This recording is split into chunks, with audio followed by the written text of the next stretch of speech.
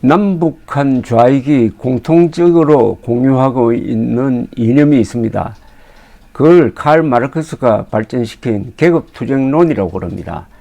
계급투쟁론은 그게 정치 세력으로 표현될 때는 뭐 조선 노동당이라고 그러기도 하고 무슨 진보당이라고 그러기도 하고 민주당이라고 그러기도 하고 사회당이라고 그러기도 하고 심지어 사회민주당이라고 그러기도 합니다. 그러나 그 핵심에는 계급투쟁론이 자리 잡고 있습니다.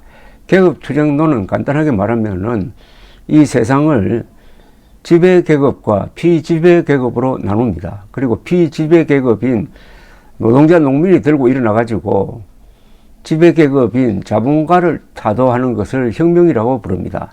또 그 혁명을 아주 성스러운 것으로 역사의 발전에 부응하는 것으로 이렇게 포장을 합니다. 그리고 폭력혁명을 주장합니다.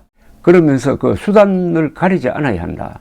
왜냐하면은 계급혁명이 가장 위대한 목표니까 그것을 위해서는 수단의 정당성 여부는 따질 필요가 없다. 그 목표가 정당하면은 수단이 아무리 부당해도 정당화된다. 이런 논리입니다. 아주 평리한 논리입니다. 자기가 지향하는 바를 일단 성스러운 것으로 역사의 사명으로 딱 설정해 놓는다면은 무슨 짓을 해도 나는 양심의 가책 받지 않는다라고 생각합니다. 그러니까 인간을 흉기로 만듭니다. 그래서 공산주의가 가는 곳에 피바다가 생기는 거죠. 공산주의의 이름으로 20세기에 죽은 목숨이 1억에서 한 2억 될 겁니다. 한반도에서도 공산주의의 이름으로 처단된 한국인이 몇백만 명 되지 않습니까? 그런데 이자들이 문재인 정권의 핵심이 되고 이자들이 지난 5년 동안 대한민국을 통치를 했다 하는 사실을 꿈에도 잊어서는 안 됩니다. 이걸 놓쳐버리면은 요사이 일어나는 이 재반 정치 현상을 그냥 피상적으로 알게 됩니다. 김의겸이라든지 이재명이라든지 문재인이 왜 저런 말을 할까? 왜 저렇게 낯두꺼운 이야기를 할까? 왜 거짓말을 당당하게 할까? 라고 의문을 가지신다면 제가 말씀드린 대로 이자들은 계급투쟁론으로 양심이 마취된 자다. 이렇게 보시면 됩니다. 가장 잔인한 동물이 누굴까요? 그것은 계급투쟁론으로 무장한 인간입니다. 김정은, 김정일, 김일성 3대에 걸쳐서 북한에서만 수백만 명을 굶겨 죽이고 감옥에 보내서 죽였습니다. 아니 사자가 잔인한지 뭔지 모르겠지만 사자가 동족을 그렇게 많이 물어 죽입니까? 그러니까 가장 잔인한 동물은 계급투쟁론자들입니다. 문재인을 김일성주의자라고 김문수 씨가 단정을 했습니다. 완전한 김일성주의자라고 그랬습니다. 아직까지 내가 김일성주의자 아니다라고 말을 하지 않으니까 정치권에서 통용되는 말대로 반박되지 않는 거짓말은 진실로 통한다고 하니까 반박되지 않는 주장은 진실이라는 거죠. 그러니까 일단 문재인을 김일성주의자라고 규정을 한다면은 지난 5년 동안 대한민국은 김일성주의자의 통치를 받았고 자연히 김정은에게 굴종하고 대한민국 내의 애국 세력을 탄압을 하고 대한민국을 숙주 삼아 가지고 거기에 들어붙어 가지고 대한민국이 가진 부라든지 여러 가지 자본을 약탈을 해가지고 자기들끼리 나눠 가졌다. 그 중에 일부는 북한으로 넘어갔을 것이다. 이렇게 추정이 됩니다. 간단하게 이야기하면은 김일성주의자들은 인간이 아닙니다. 인간의 탈을 썼지만은 야수입니다. 야수 중에서도 가장 악질적인 야수입니다. 다만 이들을 상대함에 있어서는 제일 중요하게 생각해야 될 게 저들을 닮으면 안 됩니다. 괴물과 싸우다가 괴물이 돼버리면은 그 이겨도 아무 소용이 없습니다. 항상 웃는 낯으로 여유있게 저들을 상대해야 합니다. 레이건 대통령처럼 웃기면서 골로 보내버려야 합니다. 그래서 유머를 절대 잃으면 안 됩니다. 우리라 하면 대한민국 세력, 자유민주 세력은 강합니다. 그리고 선합니다. 그러니까 짜증내지 말고 웃으면서 결국은 우리가 이긴다는 자신감을 가지고 손을 봐야 하는데, 윤석열 대통령이 다행히 저들을 손보는 방법을 알고 있는 듯 합니다. 법대로 하면 된다는 겁니다. 법대로. 헌법의 칼만 가지면 된다. 그래서 속속 하루에 하나씩 문재인 정권의 반역상과 부패상이 드러나고 있는데, 어제 이 언론이 이 안부수 아태협 회장이란 자가 벌린 반역과 부패의 행각을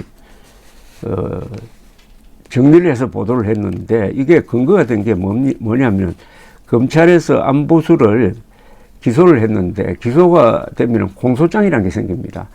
그런데 국회는 그 공소장을 요구해서 볼 수가 있습니다. 그런데 국회의원 손에 들어가면 이게 또 기자들에게 퍼집니다.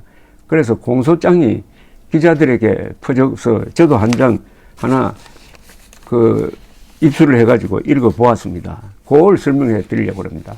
요거는 단편적으로 언론에 많이 보도되었습니다만은, 보도와 공소장에 적힌 사실은 그 급이 다르죠. 공소장은 확인된 협의 사실을 적시하니까 이게 아주 정확합니다. 이 안부수란 자는 아태협 회장으로 되어 있습니다. 북한에도 조선 아태비라는 게 있습니다. 북한의 조선 아태비는 대남 적화 전략의 일환으로 만들어진 기구입니다. 그러니까 안부수 아태협 회장은 두 차례에 걸쳐서 47만여 달러, 6억여 원입니다.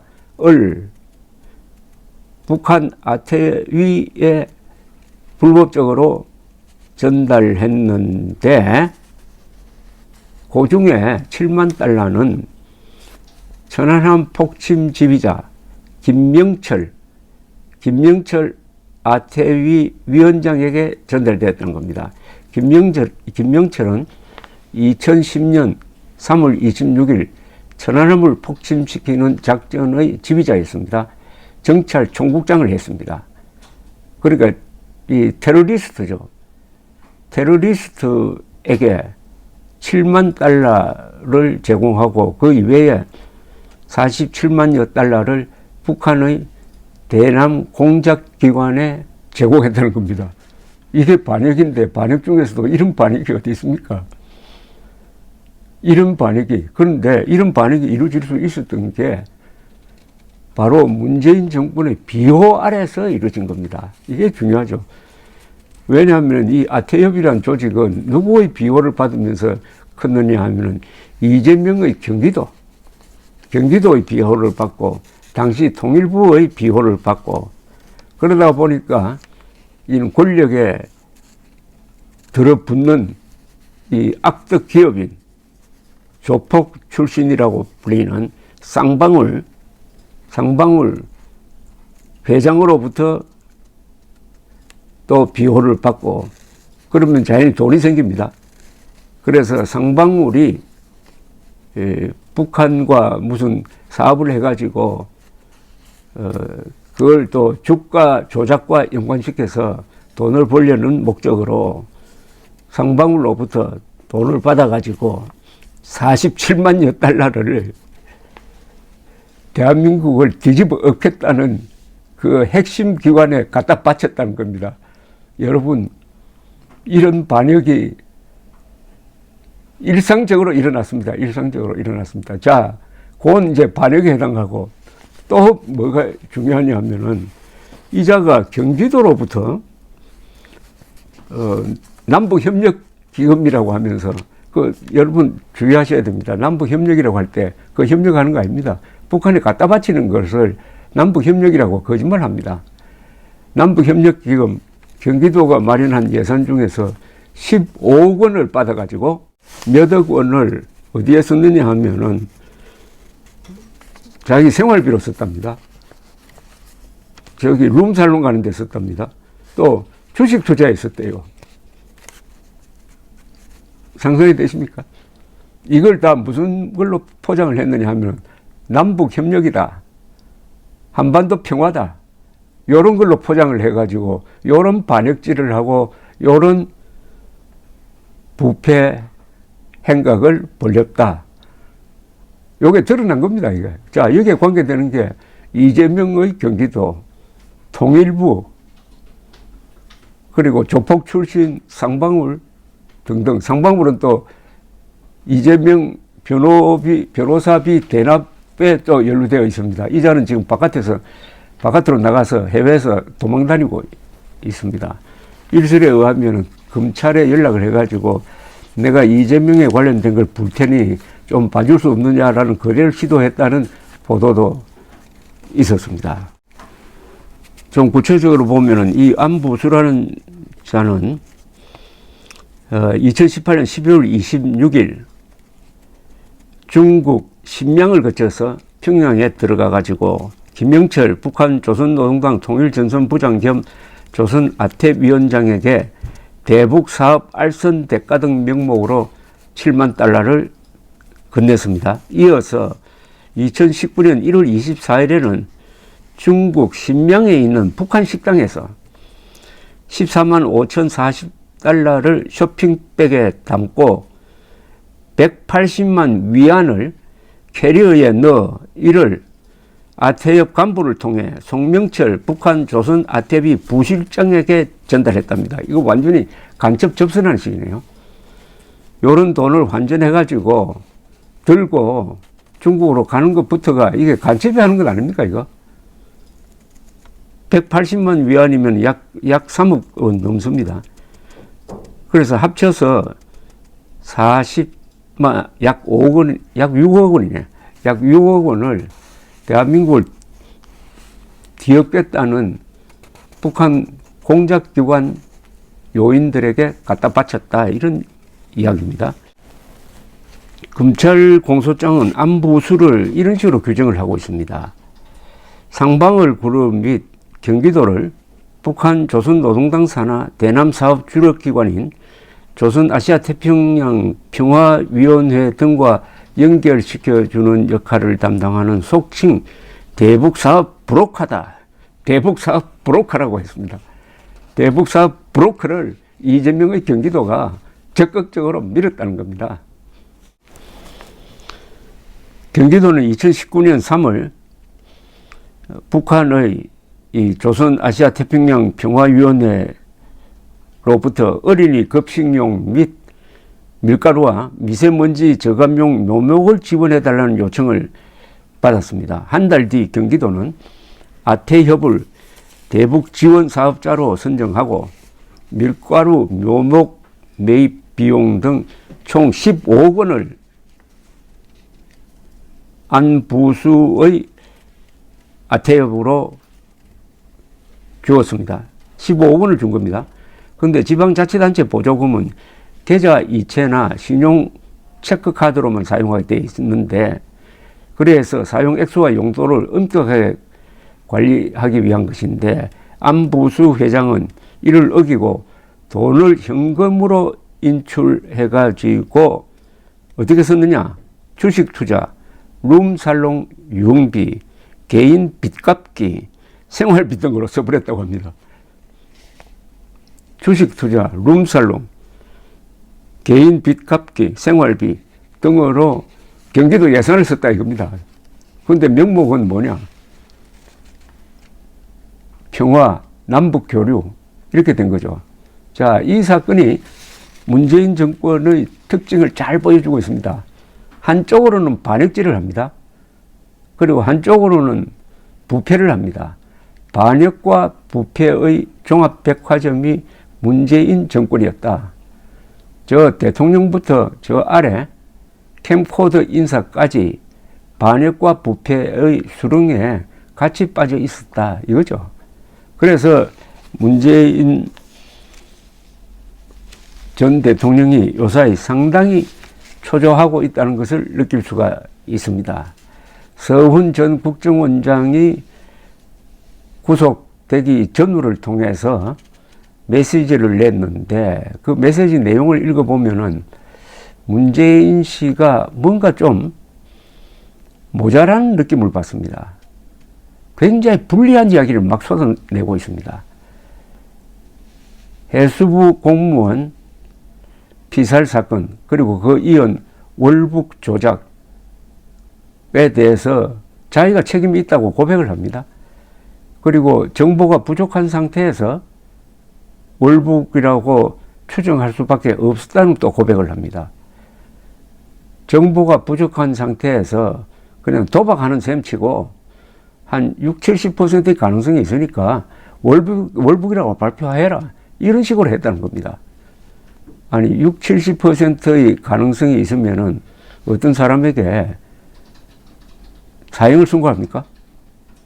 이것은 목숨보다 더한 명예와 관련된 것이고 더구나 월북자로 몰리면은 그 가족은 한국에서 정상적인 생활을 할 수가 없습니다. 그런데 이렇게 무리를 해가지고 확정도 없는 상태에서 월북자라고 한 것은 그게 목적이 있는 겁니다. 누굴 위한 목적이겠습니까? 김정은을 위해서. 그러니까 김정은이가 해수부 공무원을 사살했다는 것이 비난의 대상이 되니까 그 사람은 월북한 사람이다. 월북한 사람이니까 그런 사람은 쏴 죽여도 괜찮다. 국민들 양해하십시오. 이렇게 했던 거 아닙니까? 그러니까 이 계급투쟁론자들도 이 등급이 있어가지고 이 남쪽에 있는 이 계급투쟁론자들은 얼치기고 저 그자들 입장에서는 김정은이 앞에서는 쪽을 못 펴는 거죠. 김정은으로부터 출발한 계급투쟁론의 이 세계에서 제일 위에 있는 자는 김정은입니다. 그러니까 문재인이가 평양에 가서 아들뻘 되는 김정은 앞에서 나는 대한민국 대통령이 아니고 남쪽 대통령으로서 국방위원장인 김정은의 소개로 여러분들에게 인사를 드리게 되어서 무척 기쁩니다. 라고 한 다음에 김정은을 민족의 지도자로 칭송하는 연설을 한 7분이나 한 것 아닙니까? 그런 자가 사람이 문제다. 그런 자가 개혁, 정의를 외치면서 지난 5년 동안 대한민국을 장악하고 이 세력이 한국 사회의 곳곳에 붙어가지고 이권 사업을 했다. 태양광 사업이란 태양광 사업은 앞으로 수사가 진행되면은 어마어마한 사실이 또 밝혀질 겁니다. 아까 전번에 설명드린 코이카 같은 데까지 들어가가지고 요렇게 해먹었다. 자, 이제 윤석열 적폐수사가 이제 성과를 거두고 있습니다. 한 20명 정도의 문재인 정부 장차관급이 지금 수사선상에 올라 있습니다. 훨씬 더 확대될 겁니다. 이제 이 적폐수사에 대해서 하나의 가이드라인을 정해야 됩니다. 이 적폐수사는 임기 끝까지 가야 됩니다. 중단하면 안 됩니다. 또 정치적으로 타협하면 안 됩니다. 끝까지 가서 지난 5년 동안 국민 약탈 정권인 문재인이가 뭘 했느냐를 낱낱이 조사해서 처벌하고 국민들에게 보고를 해가지고 아직도 문재명 세력을 지지하고 있는 30%가 넘는 우리 국민들을 깨우쳐야 합니다. 이런 정권을 지지하는 사람들이 30% 이상 되는 대한민국이라고 하면은 이거 공동체가 유지되겠습니까? 잘못하면은 북한의 핵무기와 남한의 이 종북 세력이 결탁을 하면은 국군, 윤석열 정부, 자유민주 세력을 코너로 몰고 뒤집을 수도 있는 것 아닙니까? 대한민국은 겉으로는 평온하지만은 안으로는 이 병이 들어가지고 종북병이 들어가지고 언제 무슨 일이 일어날지 모릅니다. 지금 검찰이 하고 있는 이 적폐수사는 대한민국을 살리는 겁니다. 과거에 이런 사태에 직면하면은 어느 나라든지 이건 비상수단을 씁니다. 국가가 생존하기 위해서는 몸부림을 칩니다. 그 몸부림을 치는 게 무섭습니다. 전쟁이 일어날 수도 있고 쿠데타가 일어날 수도 있고 혁명, 암살. 그러나 한국은 지난 70여 년 동안 발전시킨 민주주의의 제도, 법치란 제도가 있습니다. 이 제도를 통해서, 법을 통해서 문재인의 반역과 문재인의 부패를 처단한다면은 우리 국민들도 이제 건전한 의식을 갖게 될 것입니다.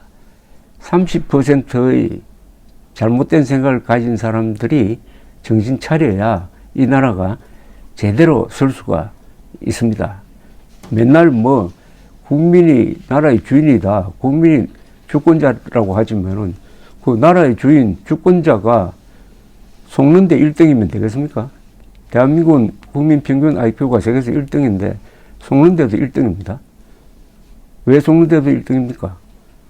고마움을 모르고 맨날 불평불만만 하니까 거기에 포인트를 맞춘 개혁투쟁론자들의 선동에 넘어가는 거죠. 지금은 검찰이 총 한 방 쏘지 않고 이 나라를 바로 세우고 있습니다. 감사합니다.